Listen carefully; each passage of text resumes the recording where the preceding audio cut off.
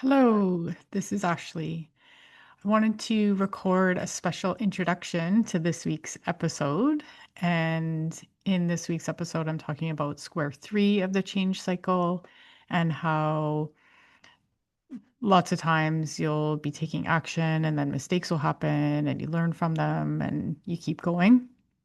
And appropriately, when I was recording this episode, a little pop-up when I started recording in Zoom came up, but in true Ashley fashion, I did not read it and I just kind of X'd out of it. And what that pop-up was telling me is that it wasn't suppressing background noise, which I'm not sure when it stopped doing that because I've recorded my podcast episodes in Zoom this whole time and I don't remember it ever giving me a pop-up. It just automatically suppressed the background noise. So during the episode, you'll hear two things. One being that my dog was barking, and then also there was kind of a loud machine that was driving by that you can hear in the recording. And one of the things that I have made a commitment to with this podcast is that I generally don't re-record. I'm not editing. I want it to be real and relatable to everyone who listens in. So I have made the choice not to re-record that episode and to leave that in, especially because the whole episode is about making mistakes, which I would consider that to be a bit of a mistake, but I'm calling myself out on it. Read the pop-ups, I guess, that come up. Don't just X out of them, and it's real. And I have made an effort then to go into Zoom and make sure that the background suppression noise is on.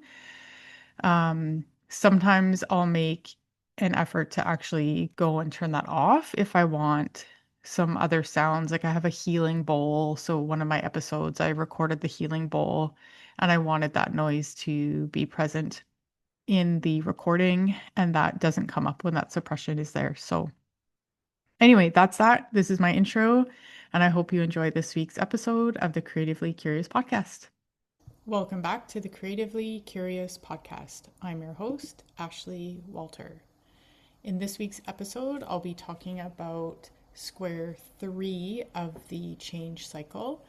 In my previous two episodes, I touched on square one and square two of the change cycle, and square one being death and rebirth.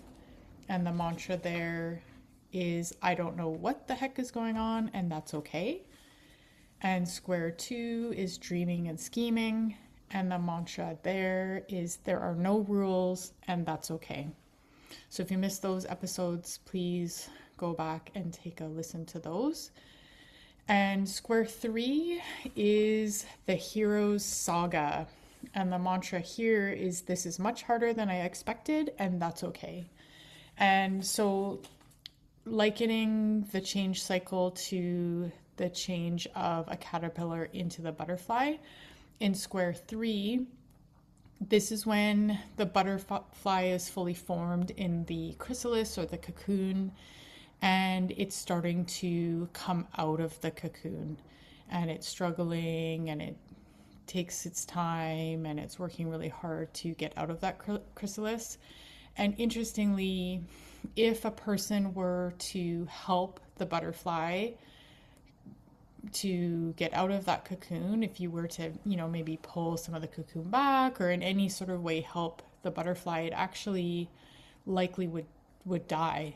And on the other side of that is, the harder it works to get out of the chrysalis, the more it has to struggle, the longer that butterfly likely will live and the stronger it is. So the point being that, no one can really help us get through. Well, I shouldn't say no one can help us get through the stage, but it's, in a way, we have to go through this struggle ourselves. We have to tap into what's right for us, what our authentic selves want, instead of like listening to culture or listening to somebody else's advice. It's really, really important that we're doing what's right and best for us. So in square three, we've, dreamed and schemed. So we have our plans, we have our dreams. And then in this stage, we take action. So we set those plans into motion,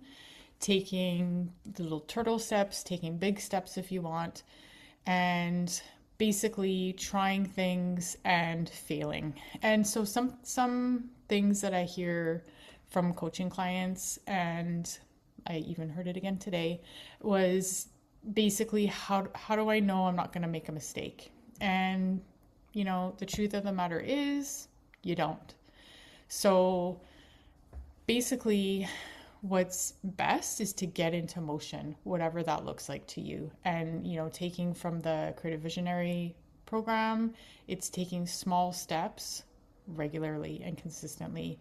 And again, I feel like a broken record is that can be applied to anything in our lives. So that applies here too. So just small steps. And in the Martha Beck training, we even called it like turtle steps. So what is like the smallest thing you could do on your worst day? If you're really tired, or you're not feeling that motivated, what's the smallest thing you could do? And that still is moving you forward into motion. And that's the important piece. And then if you do fail, or you move forward and that wasn't the best move for whatever it is that you're doing, then learn from that. And Sarah Blakely, I always remember this quote, is she talks about, Sarah Blakely is the founder of Spanx, a really, really huge successful company. And she said her dad at the supper table would actually ask them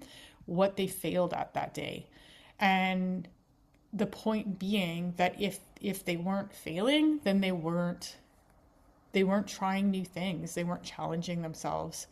And so I think it's helpful to refrain what failing is, or even what making a mistake is, because it's all learning, and it can all support our growth and our movement forward. And I know I've talked about this as far as paintings go. Like, sometimes I think a layer that I've made in a painting seems like a mistake, but then when more layers get put on top of that layer, they work together, and it really wasn't a mistake. Or maybe I did learn that I didn't really like that color, I didn't like how it reacted with other colors. So there's just always learning there.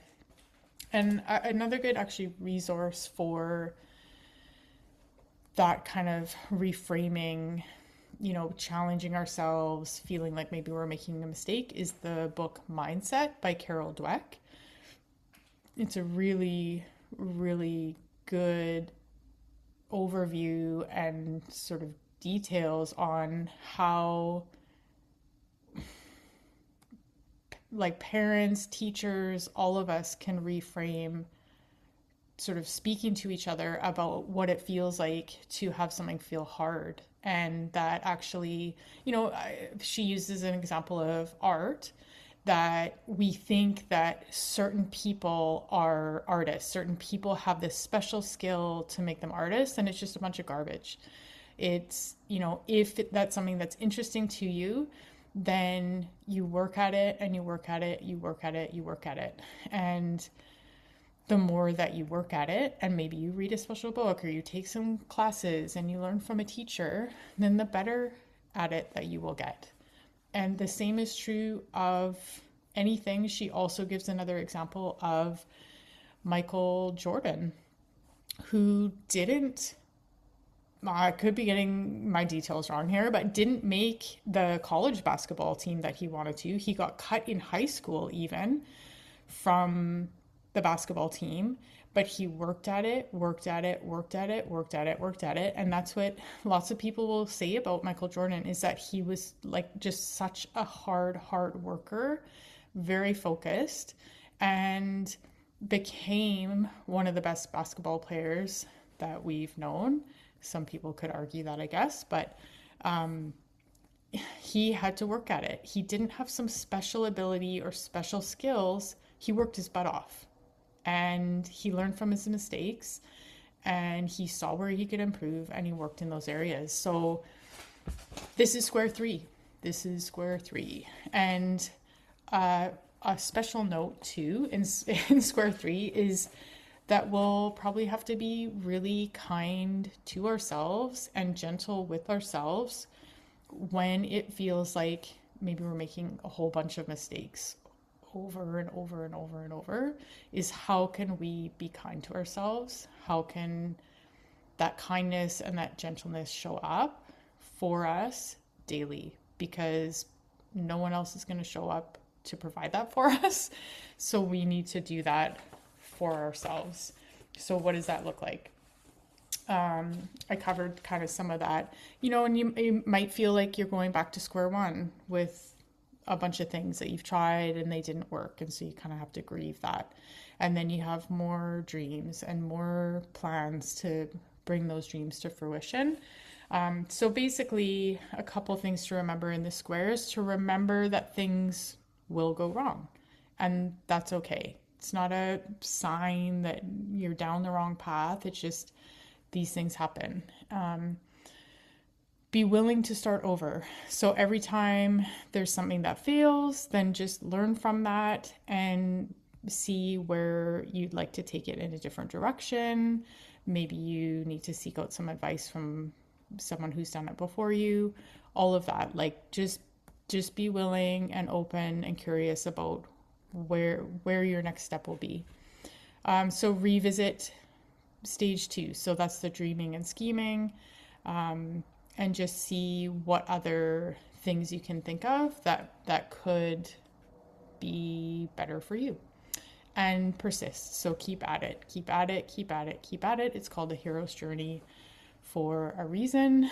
And I do believe that persistence pays off. Isn't that the phrase? That if you want something badly enough, then you work at it. Now, work, like, I do feel like it should also feel like play and should feel fulfilling and nurturing. And, we have this kind of concept in society that you got to work hard and you just push forward and all of that. So I think I'd like to change that narrative. I don't think it has to feel that way. Martha Beck talks about work being like if you were a professional soccer player. So you are working hard at that, practicing, you're working really hard during a game, but it doesn't really feel like work. It feels like play. You're enjoying yourself. Otherwise, I don't think people would do it. Creativity is that way for me. I feel like coaching is that way for me as well, that it doesn't feel like this grind. And I think if we could change that belief that what we're working on feels hard, like a big grind, then things would be different. And so same thing with Michael Jordan. Like, he is working hard, but he's also loving what he does. So maybe we need a different word for work, but just something to think about. So that's stage 3. And yeah, there's lots of starting, revisiting plans, going back to square 1, going back to square 2, and then hopefully at some point you will move on to stage 4. And I will talk about that in a different podcast episode, my next episode. And if you have any questions about the change cycle, then please let me know. And if you like this podcast, please rate, review, and subscribe to it. And I'll talk to you next time on the Creatively Curious podcast. Take care.